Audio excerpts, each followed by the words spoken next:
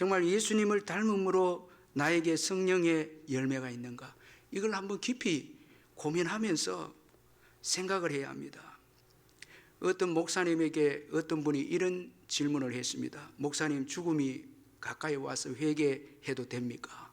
이런 질문을 했습니다. 여러분, 물론 죽음이 가까이 와서 회개해도 되죠. 구원을 받죠. 그런데 목사님은 아주 지혜로운 말씀을 이분에게 해 주었는데, 이렇게 질문하는 분은 두 가지를 잘 모른다는 거예요. 죽음이 가까이 와서 회개해도 됩니까? 이렇게 질문하는 분은 두 가지를 모르고 있다는 것입니다. 먼저는 우리가 언제 죽을지 모른다는 거죠.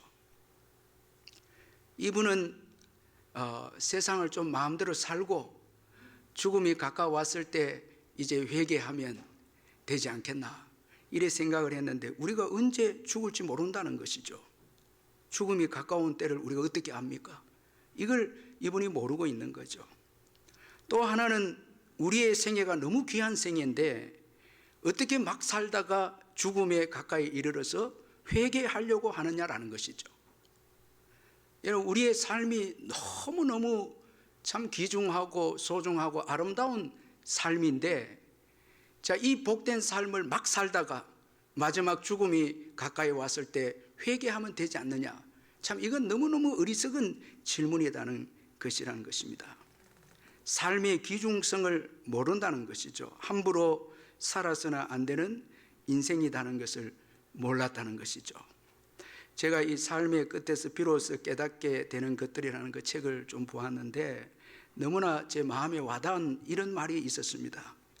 그런데 이상한 일이 있다. 인간은 최후의 순간에 최선의 존재가 된다. 이 죽음을 앞두고 최후의 순간에 최선의 존재가 된다는 것입니다. 죽음을 맞이한 사람은 돌연 성장한다. 지금껏 자신이 상상하지 못했던 만큼 갑자기 현명해지고 용감해진다. 최대치로 따뜻하고 부드러워지는 것도 삶의 끝에서다. 여러분, 죽음이 가까이 오면 삶이 너무 아름답고요, 그리고 부드러워지고 회개하고 또 용서 주고 용서해주고 용서받고요, 삶이 마지막에 오면 사람들이 다 유연해지고 성장하게 돼 최선의 존재가 됩니다. 삶이 이제 몇 달 남았습니다. 그 말을 듣는 순간 그 최후의 순간에 최선의 존재가 되는 거죠. 자, 여러분, 삶의 끝에서 비로소 삶의 귀중성을 깨닫고 아름다워진다는 것입니다. 그렇다면 여러분, 죽음이 오기 전에 우리의 삶이 얼마나 귀중한 삶 아닙니까? 근데 꼭 죽음이 가까웠을 때 그걸 깨닫느냐라는 것이죠. 우리의 전 삶이 다 아름다운 것이죠. 갈등이 있는 빌립보 교회의 해결책으로 사도 바울은 예수님을 소개하고 있습니다. 빌립보 교회는 다툼이 있었고 허영이 있었고 자기만을 생각하는 이기심이 있었던 교회였습니다. 특별히 또 여성 리더십의 이 충돌, 각각 다른 마음으로 교회가 또 어려움을 겪고 있었습니다. 그래서 빌립보서 4장 2절에 보니까 내가 요디아를 권하고 순두개를 권하노니 주 안에서 같은 마음을 품으라.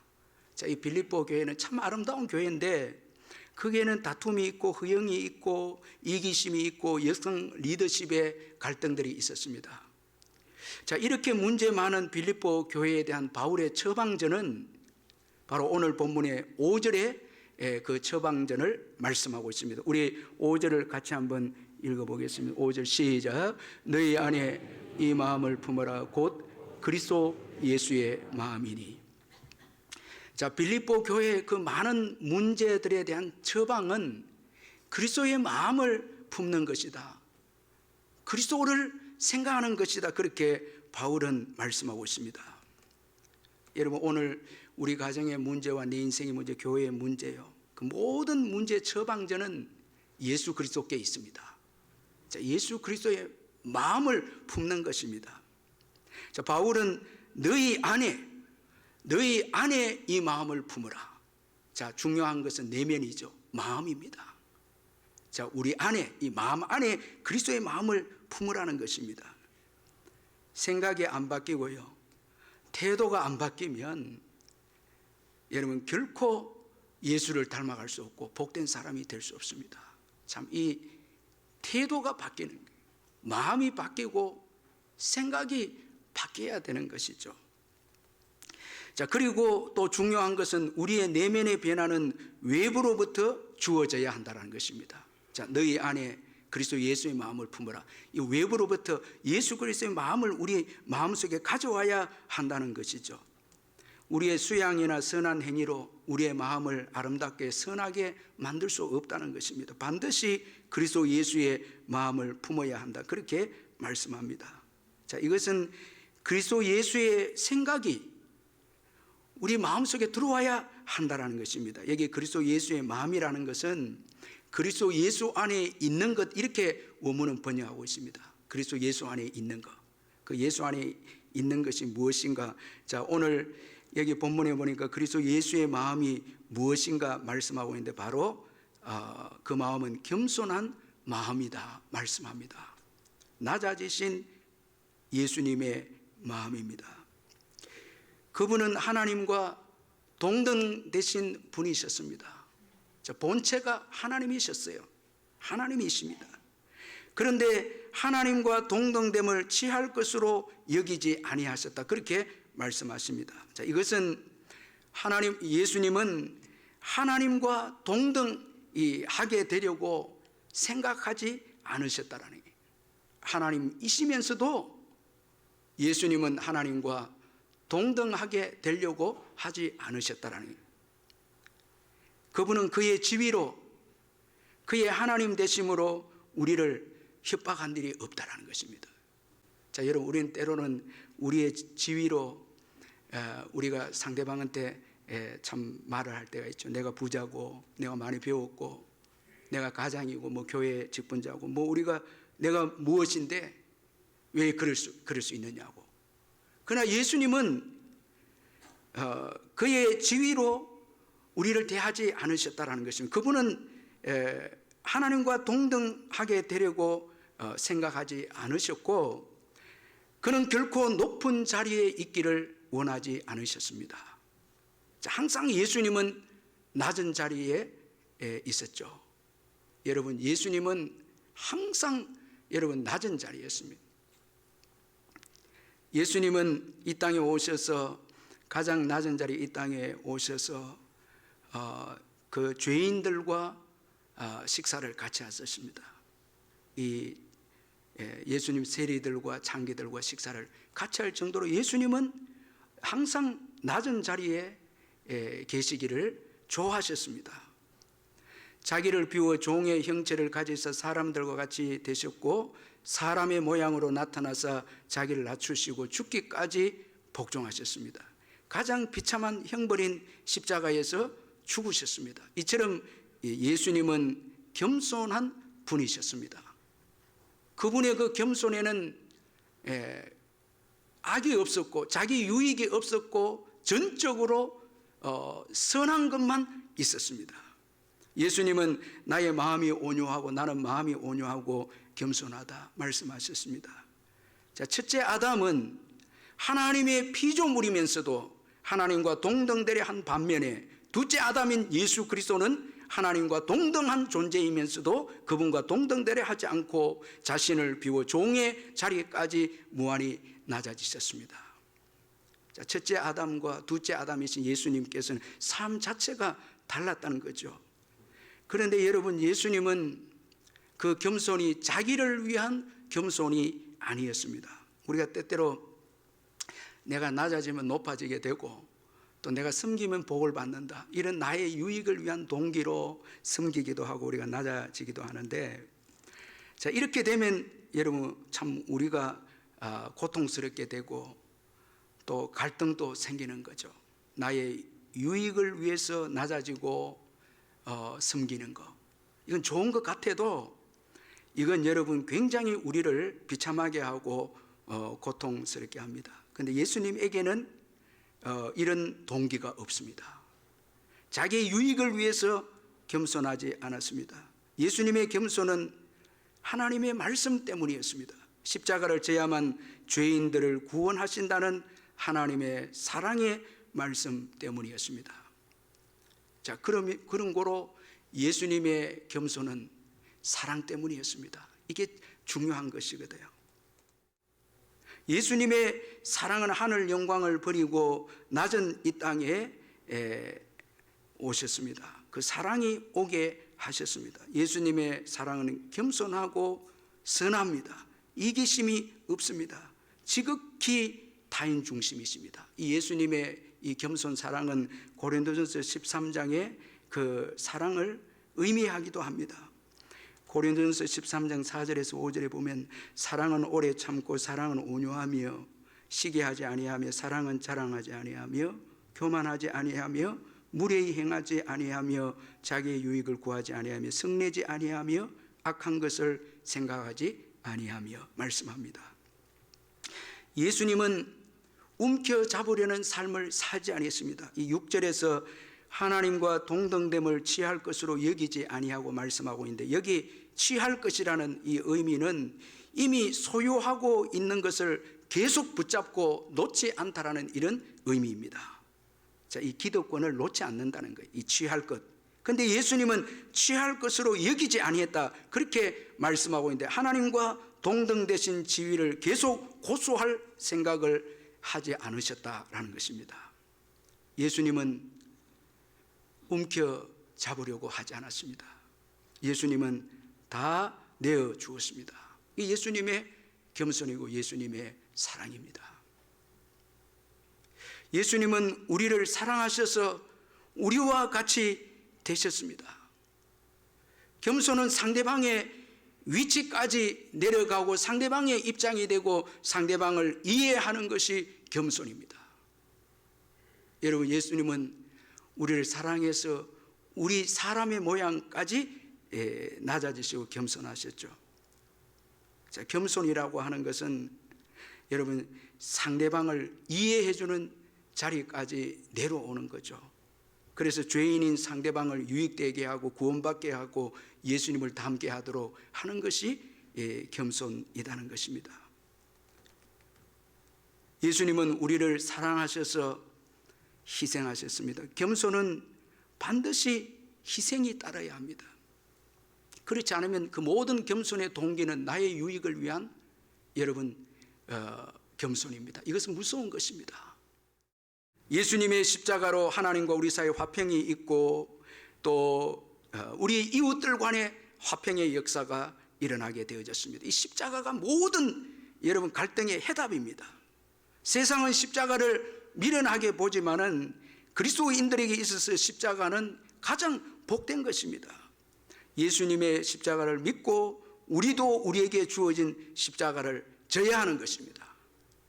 자, 우리가 십자가를 지고 우리 자신을 내려놓을 때, 죽을 때, 내가 죽을 때 여러분 진정으로 겸손해지는 것이고 여기에 모든 갈등의 문제가 해결되는 것입니다. 여러분, 내가 죽으면 다 살게 되는 것입니다. 이 겸손한 자는 다 살리는 거죠. 내가 죽어야 다 사는 거예요.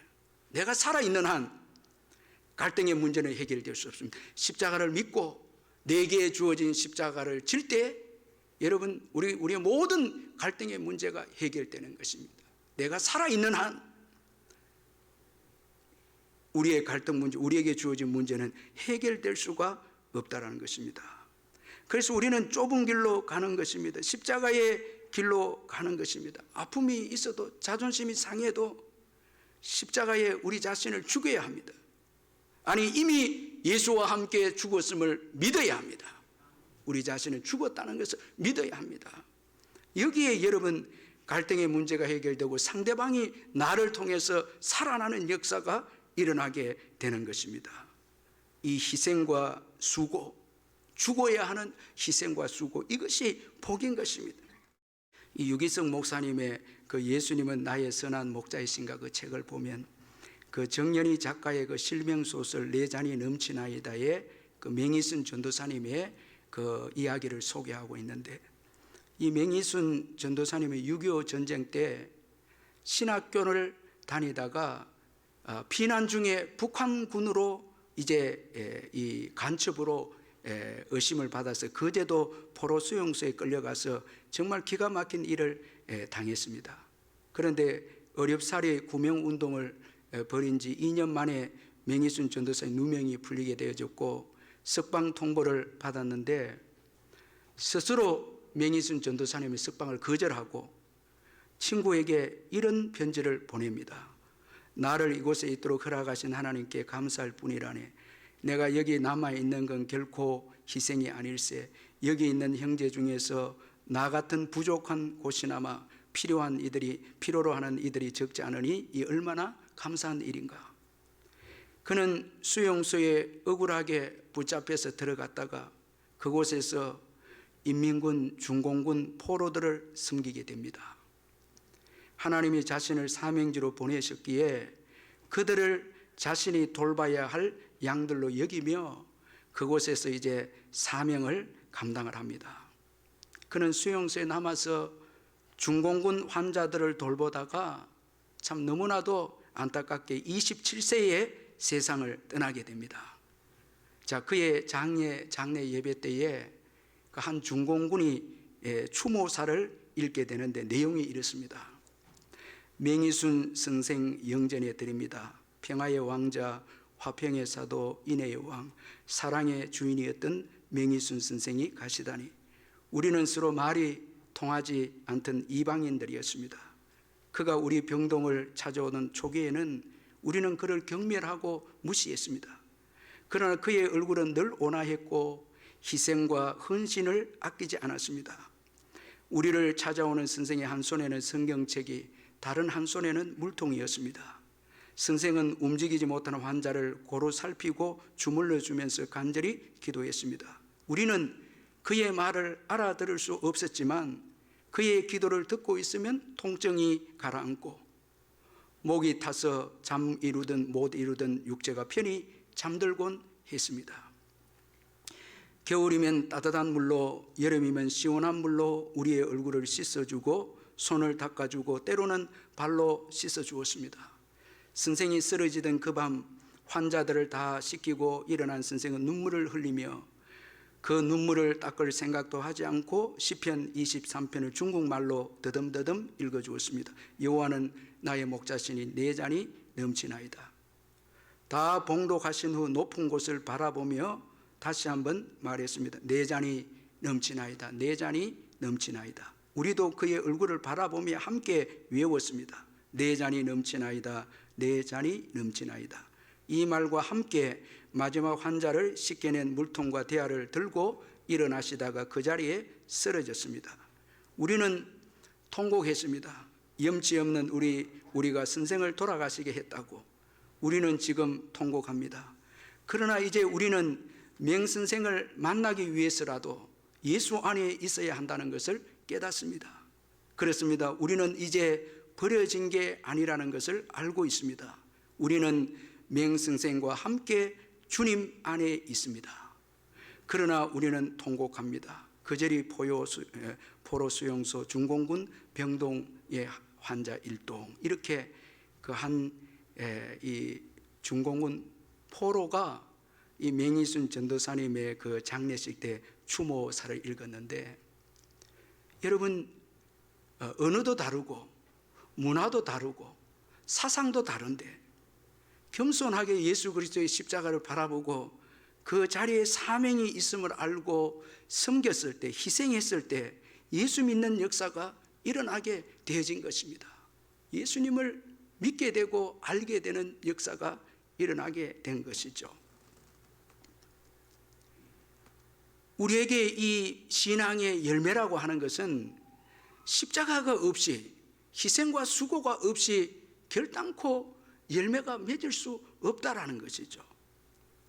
그런데 십자가의 죽음으로 열매를 맺게 되니까 여러분, 이 겸손하게 우리 자신을 부인하는 것이 얼마나 복인 것인가를 말씀해 주고 있지 않습니까? 겸손하신 예수님은 우리를 위해서 십자가에서 죽으셨습니다. 그러나 예수님의 생애는 십자가의 죽음으로 끝나지 않았습니다. 하나님께서 그를 지극히 높이셨습니다. 오늘 보면 9절 10절에 보니까 이름으로 하나님이 그를 지극히 높여 모든 이름 위에 뛰어난 이름을 주사 하늘에 있는 자들과 땅에 있는 자들과 땅 아래에 있는 자들로 모든 무릎을 예수의 이름에 꿇게 하시고 모든 입으로 예수 그리스도를 주라 시인하여 하나님 아버지께 영광을 돌리게 하셨느니라. 여러분, 하나님께서 모든 것을 주관하십니다. 다 하나님께 있습니다.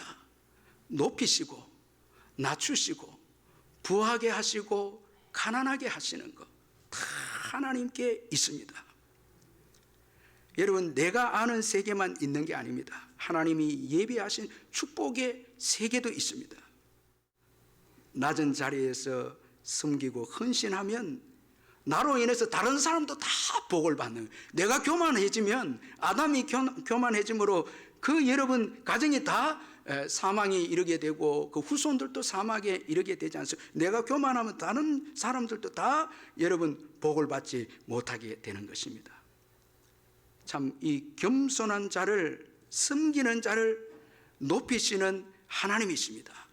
마태복음 23장 11절 12절에 너희 중에 큰 자는 너희를 섬기는 자가 되어야 하리라.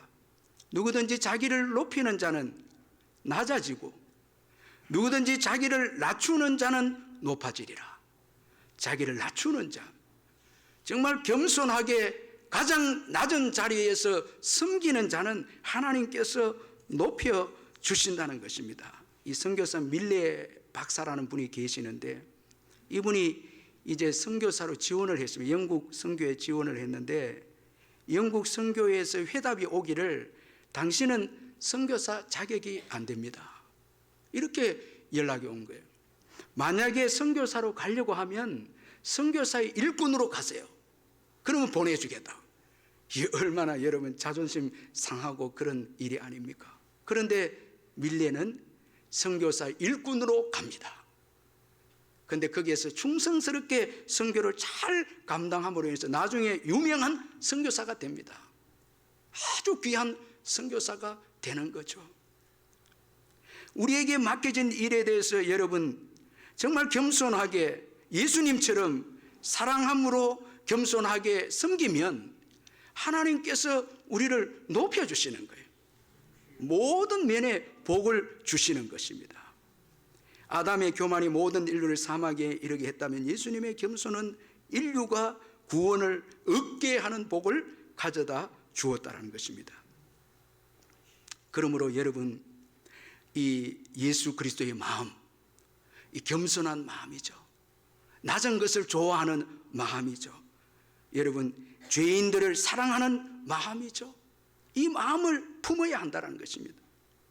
제가 어떤 책을 읽어보니까 어느 목사님의 이야기인데 목사님이 친척 중에 한 분이 간 이식 수술을 했습니다. 간 이식 수술을 하니까 그 새로운 간을 받아들이는 사람의 식성이 바뀌어버렸다는 거예요. 그러면서 이 목사님 하시는 말씀은 뭔가 하면 예수 그리스도의 심장을 이식한 게 예수님의 마음을 품는 거다는 거죠. 예수님의 마음을 품으면 여러분 자꾸 여러분 우리가 예수님의 이 성품을 닮아야 된다는 거예요. 자, 예수님 마음을 이식해놓고 내 생각, 내 마음, 교만한 마음들, 더러운 마음들, 자꾸 내 생각에 악한 마음들, 용서하지 못하고 미워하는 마음들 자꾸 가지면 여러분 예수님의 그 심장, 예수님의 마음은 우리 삶 속에 역사할 수가 없다라는 것이죠. 제주도 첫 선교사로 간 이기풍 목사님의 그 아내 윤함의 이 사모님이 계시는데 자녀들에게 남긴 유언장을 보면 첫마디에 이렇게 쓰여져 있다고 합니다. 5분 이상 예수님을 잊지 마라. 5분 이상 예수님을 잊지 마라. 여러분 어떻습니까? 예수 그리스도의 겸손을 묵상하고 계십니까? 여러분 내 자존심 때문에 기분 나쁘고 또 내 지위로 협박하고 여러분 이것은 예수 그리스도의 삶이 아닙니다. 마음이 아닙니다. 그분은 겸손하시기를 좋아하셨습니다. 그분은 남의 유익을 위해서 죄인들의 구원을 위해서 죄인들을 사랑해서 가장 낮은 자리에 오셨습니다. 이게 그리스도 예수의 생각이고 마음입니다. 여러분, 이 마음을 가질 때, 이 생각을 가질 때 모든 곳에서 자유하게 되죠. 여러분, 가장 힘든 게 내가 죽는 것 아닙니까? 내가 죽으면 모든 것에서 자유하게 되죠. 조금 욕심을 내려놓으면, 그리고 감사가 있다면 아주 행복하게 되는 거죠. 그리고 하나님의 축복이 밀려 들어오기 시작하는 것이죠.